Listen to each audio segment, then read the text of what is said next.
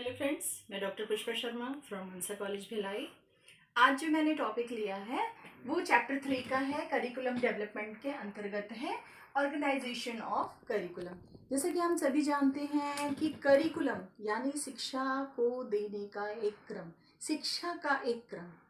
जिसके आधार पर विद्यार्थियों का विकास किया जाता है। तो पाठ्यक्रम के अंतर्गत ही वो मटेरियल हम सारे मटेरियल देते हैं जिसके आधार पर बच्चे का विकास किया जाता है। इस आधार पर अगर हम देखें तो करिकुलम के अंतर्गत जितनी भी बातें समावेशित की जाती हैं उनका निश्चित एक क्रम निर्धारित होता है कि पाठ्यक्रम को कब, कैसे, क्यों, कहाँ, कितना, ये सारी बातों को समावेशित करते हुए पाठ्यक्रम को निर्धारित किया जाता है। क्योंकि देखिए, पाठ्यक्रम एक संपूर्ण रूप रहता है जिसके अंतर्गत वो सारे कंटेंट डाले जाते हैं जो विद्यार्थियों के सर्वांगीण विकास में काम आते हैं। तो इस आधार पर अगर सबसे पहली कड़ी अगर हम देखें तो सबसे पहली कड़ी है वो है करिकुलम के एम्स, गोल्स एंड ऑब्जेक्टिव। अब इसके अंतर्गत एम्स और गोल्स में अगर हम देखें तो हर स्तर का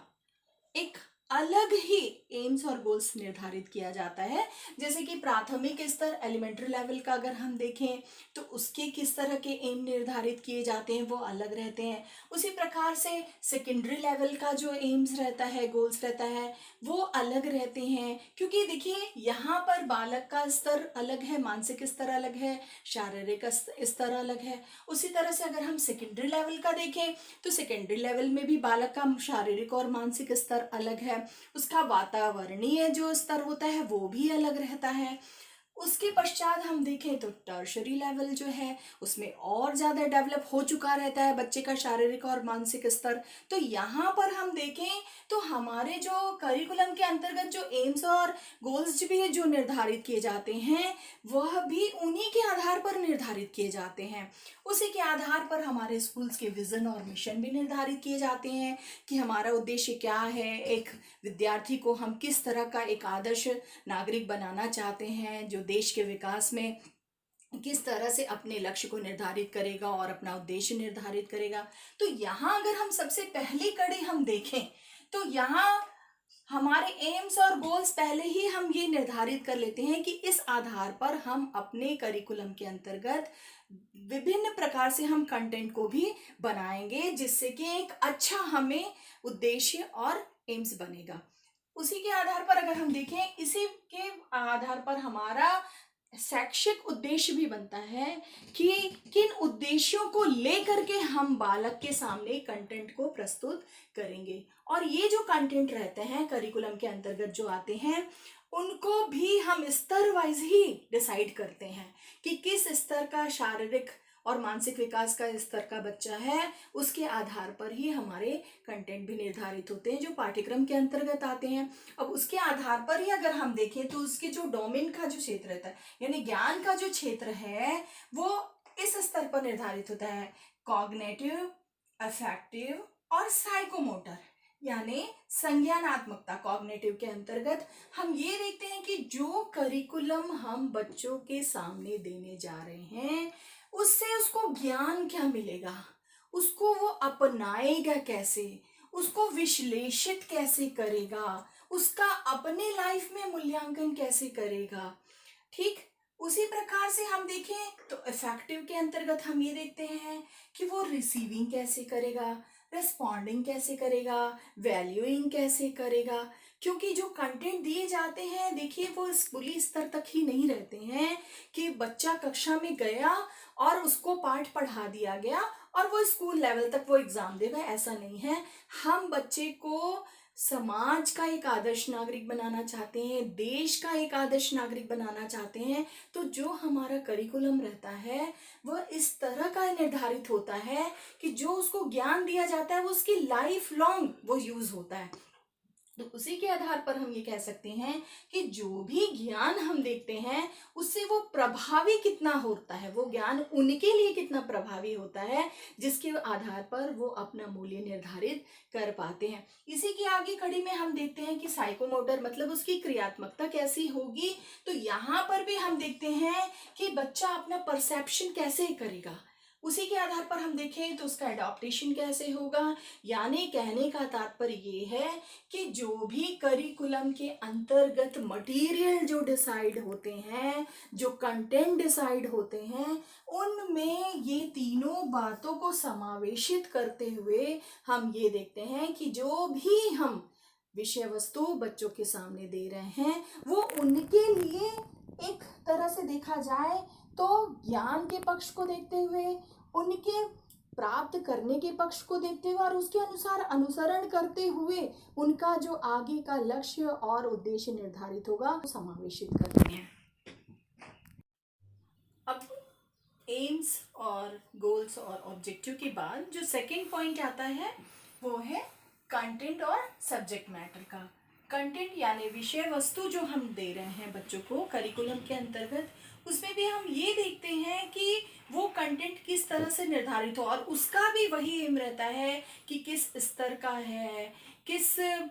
देखा जाए तो किस तरह के स्कूल के मिशन और विज़न बनाए गए हैं, और उसमें भी ये देखा जाता है कि किस तरह का हम ज्ञान देंगे, किस तरह का उनके बच्चों पर प्रभाव पड़ेगा और किस तरह से उनकी में क्रियाशीलता आएगी। तो इसी के आधार पर जो हमारे सब्जेक्ट मैटर भी डिसाइड होते हैं, तो उसके अंतर्गत हम ये देखते हैं कि सेल्फ एफिशिएंसी जो कंटेंट उनको दिए जा रहे हैं वो उनके में आत्मनिर्भरता कैसे लाएगी।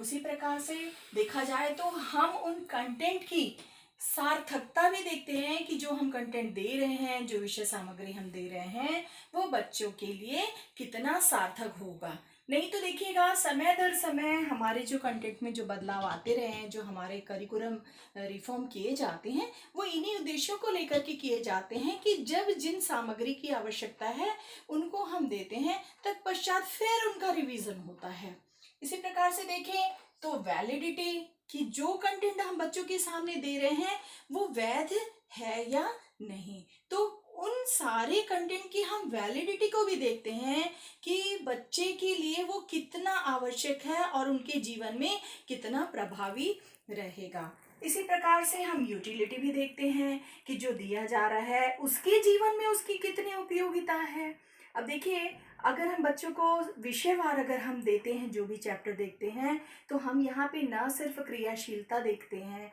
बल्कि उनकी क्रियात्मकता देखते हैं, उनके संज्ञान को देखते हैं, उनके ज्ञान को देखते हैं, उनकी भाषाई कौशल को देखते हैं। ये सारी बातों का समावेश करते हुए हमारे सारे सब्जेक्ट मैटर तैयार करते हैं। पाठ्य सहगामी क्रियाओं को जब हम डिसाइड करते हैं उसमें भी हम देखते हैं कि किस तरह की हम क्रियाओं को डालें जिसका प्रभाव बालक के जीवन में पड़े। उसी प्रकार से हम ये कहते हैं कि लर्नेबिलिटी अधिगम योग्यता उनके में कैसे आएगी कि हम ऐसे कंटेंट बच्चों के सामने रखें कि उनके सीखने की क्षमता का किस तरह से समय दर समय विकास होता जाएगा। उसी के आधार पर अगर हम देखें तो फिजिबिलिटी कैसी होगी। जब फिजिबिलिटी की बात आती है तो हम ये कहते हैं कि जो हम रिसोर्सेज बच्चों के सामने दे रहे हैं तो वो उसकी प्रकृति कैसी है, मतलब उसकी अधिगम योग्यता के आधार पर जो साधन हम दिए हैं, जो रिसोर्सेज हम दिए हैं, जो कंटेंट हम दिए हैं बच्चों को, उसके अनुसार वो कैसे साध्य कर रहा है। कहने का तात्पर्य ये है कि बच्चों के सामने जो भी हम कंटेंट देते हैं, बच्चों के लिए जो भी कंटेंट हम निर्धारित करते हैं, चाहे पाठ्य जो प्रारंभिक स्तर के हैं, माध्यमिक स्तर के हैं, टर्शरी लेवल के हैं, उनके भी जो कंटेंट डिसाइड होते हैं वो इन्हीं आधारों को लेकर के डिसाइड होते हैं कि हम बालकों को किस तरह की सामग्री दें जो कि उनके लिए वो आत्मनिर्भर भी बनाए, उनके लिए सार्थक हो, वैध हो, उपयोगी हो, अधिगम योग्य हो, और उसके आधार पर वो किस तरह से साध्य करते हैं। इसी प्रकार अगर हम देखें तो थर्ड पॉइंट है करिकुलम एक्सपीरियंस। इसके अंतर्गत हम ये देखते हैं कि जो पाठ्यक्रम निर्धारित किए जा रहे हैं, जो उनके अंतर्गत जो कंटेंट निर्धारित किए जा रहे हैं, चाहे वो विषय से संबंधित हो, चाहे पाठ्यक्रम पढ़ाने की विधियों से हो, चाहे वो स्ट्रैटेजीज हो, चाहे इंस्ट्रक्शनल स्ट्रैटेजी हम कह रहे हैं कि जो हम बच्चों को अनुदेशन देते हैं, उसकी जो व्यू रचना हम रचते हैं, उन सब का हम अनुभव भी लेते हैं कि पाठ्यक्रम को किस तरह से, किन विधियों के द्वारा, किन व्यू रचना के आधार पर हम बालकों के समक्ष प्रस्तुत करेंगे। तो उसके आधार पर हम विभिन्न विधियों का भी निर्धारण करते हैं, व्यू रचना भी रचते हैं कि बालक उसके आधार पर कितनी उपयोगिता हासिल करेगा। इसी प्रकार से अगर हम देखें तो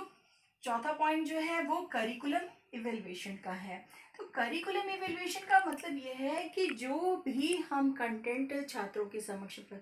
प्रस्तुत कर रहे हैं, उनका समय दर समय हमेशा मूल्यांकन भी किया जाता है कि आज के देश काल परिस्थिति के अनुसार वो जो कंटेंट है बच्चों के लिए उपयोगी है कि नहीं है। तो उसके लिए उसका मूल्यांकन भी हमेशा किया जाता है कि आज की परिस्थिति के अनुसार आज क्या बालक के लिए उपयोगी है, सार्थक है, वैध है, क्या उसकी उपयोगिता वो आगामी वर्षों में भी कर पाएंगे, अदरवाइज उसे फिर से रिव्यू किया जाता है। तो इसके आधार पर अगर हम देखें तो स्टेफन बेल्स का जो है CIPP मॉडल्स के आधार पर भी हम ये मूल्यांकन की प्रक्रिया को हम देखते हैं कि जो कॉन्टेक्स्ट दिए जा रहे हैं वो इनपुट, प्रोसेस और प्रोडक्ट के आधार पर हम ये देखते हैं कि जो विषय वस्तु दी जा रही है उसकी उपलब्धि को हम देखते हैं कि वो कहाँ तक सफल रहा है बालकों के सर्वांगीण विकास में। इसी आधार पर हम कहें तो एक पाठ्यक्रम का ऑर्गेनाइजेशन बहुत ही महत्वपूर्ण पहलू है कि जो भी हम करिकुलम निर्धारित कर रहे हैं उसको एक निश्चित रूप में संगठित करते हैं, उसको क्रियाशील करते हैं और छात्रों के समक्ष वो प्रस्तुत किए जाते हैं, जिससे कि जो पाठ्यक्रम का जो उद्देश्य है, एम है, वो सफल हो सके। Thank you.